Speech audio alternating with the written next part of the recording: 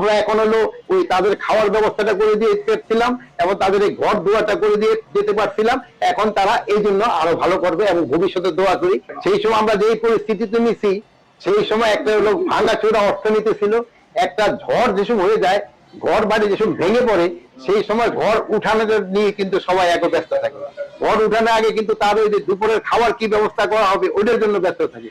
আমরা হলো ওই পরিস্থিতিতে নেওয়া গেছিলাম। সময় কতদিন পর্যন্ত 5 থেকে 8 পর্যন্ত কোনো সরকারই ছিল না। 5 থেকে 8 তারিখ পর্যন্ত কোনো সরকারই ছিল না। যারা ফ্যাসিস্ট ছিল তারা একটা মব সৃষ্টি করার চেষ্টা করছে। এখন সরকার যেহেতু নিয়মতান্ত্রিক সরকার হয়ে গেছে এবং তারা জনগণ দ্বারা নির্বাচিত সরকার, এই জন্য তাদের শক্তি কিন্তু অনির্বাচিত সরকারের থেকে অনেক অনেক বেশি। এই জন্য তারা ভালো করতেছে, আরো ভালো করবে। আমাদের দেশে সবচেয়ে বড় দুইটা সমস্যা, একটা হলো দুর্নীতি আর একটা হলো মাদক। আমাদের পুরা সমাজ কিন্তু মাদকাসক্ত হয়ে যাচ্ছে।